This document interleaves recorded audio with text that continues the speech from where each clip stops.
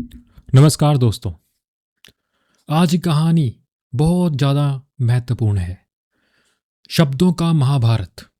जब भगवान श्री कृष्ण जी ने द्रौपदी को सिखाया जीवन का सबसे बड़ा पाठ, 18 दिनों के भीषण युद्ध ने कुरुक्षेत्र की धरती को लाशों से पाट दिया था। महारानी द्रौपदी, जो कभी पंच कन्याओं में से एक थी, जिसके रूप और तेज की चर्चा तीनों लोकों में थी, आज वह केवल एक खोखली परछाई बनकर रह गई थी। 18 दिनों के युद्ध ने उसकी उम्र को शारीरिक और मानसिक रूप से 80 वर्ष का कर दिया था। हस्तिनापुर की गलियों में अब केवल विधवाओं का रुदन गूंजता था। इक्का दुक्का पुरुष ही दिखाई पड़ते थे। अनाथ बच्चे भूखे प्यासे इधर उधर भटकते नजर आते थे। जिस प्रतिशोध के लिए द्रौपदी ने अपने पतियों को युद्ध के लिए प्रेरित किया था, आज वह पूरा तो हो गया था, पर उसकी कीमत इतनी भारी थी कि स्वयं द्रौपदी उसे सह नहीं पा रही थी। महारानी द्रौपदी हस्तिनापुर के विशाल महल के कक्ष में बैठी हुई शून्य को निहार रही थी। उसकी आंखों में आंसू सूख चुके थे, पर हृदय में एक अजीब सा दर्द धधक रहा था। तभी कक्ष के द्वार पर एक परिचित आहट हुई।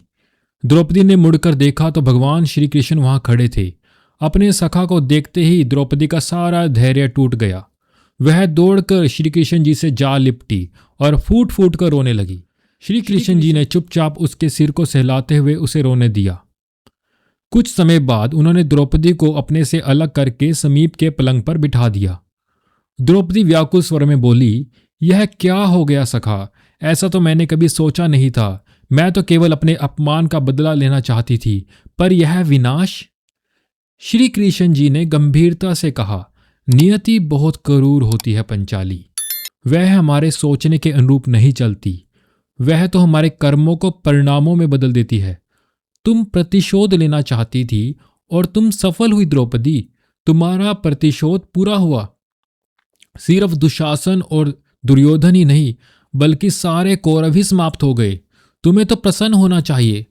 द्रौपदी क्रोध और पीड़ा में बोली, सखा, तुम मेरे घावों को सहलाने आए हो या उस पर नमक छिड़कने के लिए?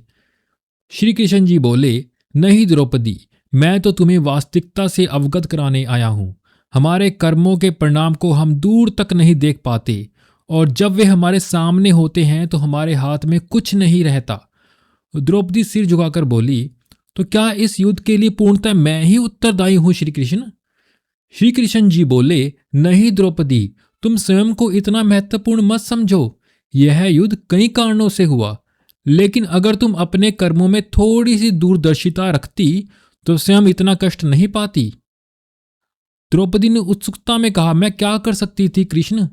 भगवान श्री कृष्ण बोले, तुम बहुत कुछ कर सकती थी पंचाली। सुनो। श्री कृष्ण जी ने 3 उदाहरण दिए। पहला, जब तुम्हारा संवर हुआ था तब तुमने कर्ण को यह कहकर अपमानित किया था कि मैं सूत पुत्र से विवाह नहीं करूंगी। अगर तुम उसे प्रतियोगिता में भाग लेने का अवसर देती तो शायद परिणाम कुछ और होते। कर्ण के हृदय में जो घृणा का बीज उस दिन बोया था, वह महाभारत में जहर का पेड़ बनकर फला। इसके बाद जब माता कुंती ने तुम्हें 5 पतियों की पत्नी बनने का आदेश दिया, तब तुम विनम्रता से उसे समझा सकती थी कि यह धर्म के विरुद्ध है, लेकिन तुमने बिना विरोध किए उसे स्वीकार कर लिया। इससे समाज में तुम्हारी छवि धूमिल हुई और कौरवों को तुम्हारा अपमान करने का अवसर मिला। और फिर अपने नए महल में जब दुर्योधन भ्रमवश जल में गिर गया था, तब तुमने यह कहकर अपमानित किया कि अंधों के पुत्र अंधे होते हैं। वह एक क्षण का क्रोध, एक वाक्य का अभिमान, और देखो क्या से क्या हो गया।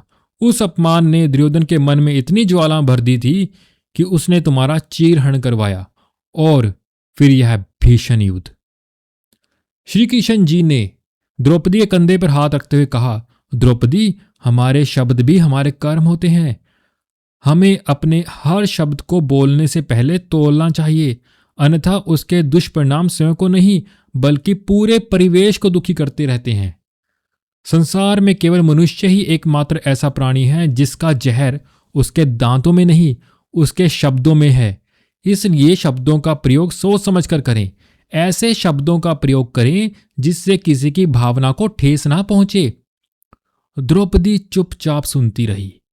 भगवान श्री कृष्ण जी के शब्द उसके हृदय को भेद रहे थे, पर वे सत्य थे। उसने अपने जीवन के उन पलों को याद किया जब उसके शब्दों से किसी का अपमान हुआ था, किसी की भावनाओं को ठेस पहुंची थी, उसे समझ में आ गया कि प्रतिशोध की आग में वह अंधी हो गई थी।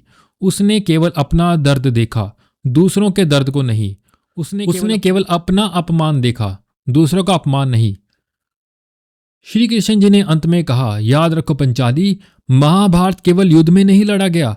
महाभारत हमारे अंदर ही छिपा हुआ है। हमारे क्रोध, अहंकार, प्रतिशोध की भावना, यही तो महाभारत के बीज हैं। जब हम किसी को अपने शब्दों से घायल करते हैं, जब हम अपने अहंकार में किसी का अपमान करते हैं, तब हम अपने ही घर में महाभारत को निमंत्रण देते हैं। हमारे जीवन के लिए सीख, यह कथा हमें सिखाती है, शब्दों में अपार शक्ति होती है। वे किसी को जीवन दे भी सकते हैं, किसी को मार भी सकते हैं। क्रोध में बोले गए शब्द जीवन भर का पछतावा बन सकते हैं। तो दोस्तों, शब्दों को बोलने से पहले तोलिए, फिर बोलिए। जय श्री कृष्ण।